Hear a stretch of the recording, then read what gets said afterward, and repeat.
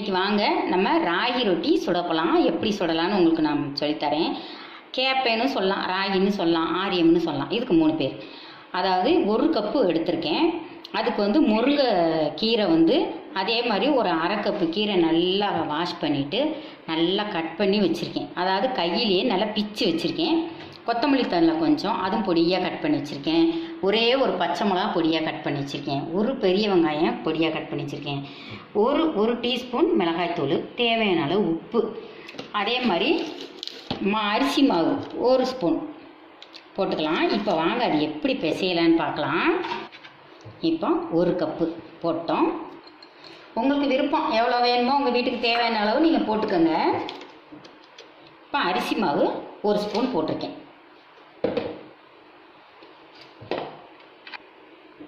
இப்போ இந்த கொத்தமல்லி தழை, இந்த கீரை முருங்கைக்கீரை, பச்சை மிளகா, 1 ஸ்பூன் வந்து பட்டர், இந்த வீட்டில் எடுத்த பட்டர் கொஞ்சம் போட்டுக்கோங்க. இல்லை நெய் இருந்தால் நெய் போட்டுக்கோங்க. இந்த வெங்காயம் இப்போ எல்லாம் போட்டாச்சு. இதுக்கப்புறம் தேவையான அளவு உப்பு போட்டுக்கலாம். உப்பு போட்டுட்டு இந்த மிளகாத்தூள் போட்டு ஃபஸ்ட்டு இதையெல்லாம் ஒன்றா பெசரிக்கணும். பெசரிட்டு அதுக்கப்புறம் தண்ணி பத்தலை அப்படின்னா நம்ம தண்ணி விட்டுக்கலாம். ஃபஸ்ட்டு எல்லாம் ஒன்றா கலந்துக்கலாம். நம்ம லைட்டாக சுடுதண்ணி தான் வச்சு பிசையணும். இப்போ வந்து இப்போ பிசைஞ்சாச்சு இல்லைங்களா? பிசைஞ்சதுக்கப்புறம் லைட்டாக சுடுதண்ணி லேசாக சூடு இருக்கணும், அதை போட்டு நல்லா அப்படி பெசருங்க. இது வந்து ரொம்ப நல்லது, எலும்புகளுக்கு நரம்புகளுக்கு எல்லாத்துக்குமே நல்லது. வெயிட்டை குறைக்கணும் அப்படின்னு நினைக்கிறவங்க இந்த கேழ்வரகு ரொட்டி சாப்பிட்லாம். முருங்கைக்கீரையில் அயன் சத்து இருக்குது, எல்லாத்துக்குமே ரொம்ப நல்லது. நிறைய சத்துக்கள் நீங்கள் சாப்பிட்டீங்கன்னா அவ்வளோ நல்லது. சுகருக்கும் நல்லது, இது வந்து ஸ்கின்னுக்கும் நல்லது.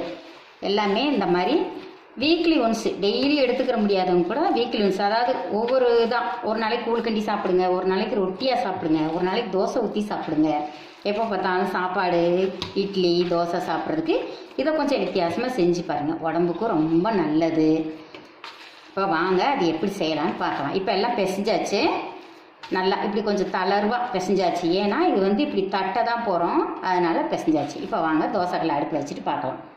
இப்போ அடுப்பில் கல் காய வச்சாச்சு. இப்போ ஒரு வாழை இலையில் நம்ம இப்படி தட்டுக்கலாம். உங்களுக்கு நல்லா பழக்கம் இருந்தது அப்படின்னா தோசைக்கல்லே வச்சு டைரெக்டாக தட்டலாம். இப்படி வாழை இலையில் தட்டிக்கிட்டால் நமக்கு ஈஸியாக இருக்கும்.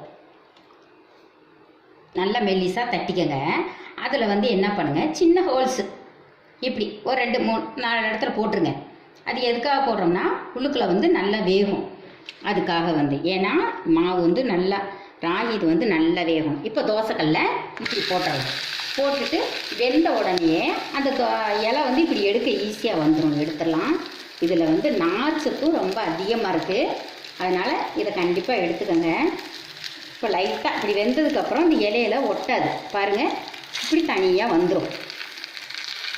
ஈஸியாக இருக்குது பாருங்கள். கல்லுலேயே வச்சு நம்மளால் தட்ட முடியாது, சுடும். இப்போ வேகட்டும், சிம்மிலேயே வைங்க, சிம்மில் வச்சு வேக விடுங்க. சரியாக வேகலை அப்படின்னா கூட வயிற்றுக்கு சரியில்லாமல் போகும், அதெல்லாம் நல்லா வேக விட்டு எடுங்க. இப்போ ஒரு சைடு வெந்துருச்சு. வெந்ததுக்கப்புறம் பெரட்டி போடணும். பெரட்டி போட்டு இதுக்கப்புறம் நீங்கள் நெய் விட்டுக்கலாம், எண்ணெய், நான் நல்லெண்ணெய் ஊற்றுறேன், நீங்கள் எது வேணாலும் உங்கள் விருப்பம்தான். வெந்ததுக்கப்புறம் தான் ஊற்றணும், வேகிறதுக்கு முன்னாடியே ஊற்றிடாதீங்க. அடுத்து இந்த ஹோல்ஸ் போட்டிருக்கோம் இல்லைங்களா, அதுக்குள்ளேயும் ஒரு ட்ராப்ஸ் ஊற்றுங்க. ஊற்றி வேகட்டும். இப்போ வெந்துருச்சு, எடுத்துடலாம். இதே மாதிரி இதே அளவுகளோடு செஞ்சு பாருங்கள். லைக் பண்ணுங்கள், ஷேர் பண்ணுங்கள். பிடிச்சிருந்தால் உங்கள் ஃப்ரெண்ட்ஸ்க்கெல்லாம் ஷேர் பண்ணி விடுங்க. தேங்க்யூ.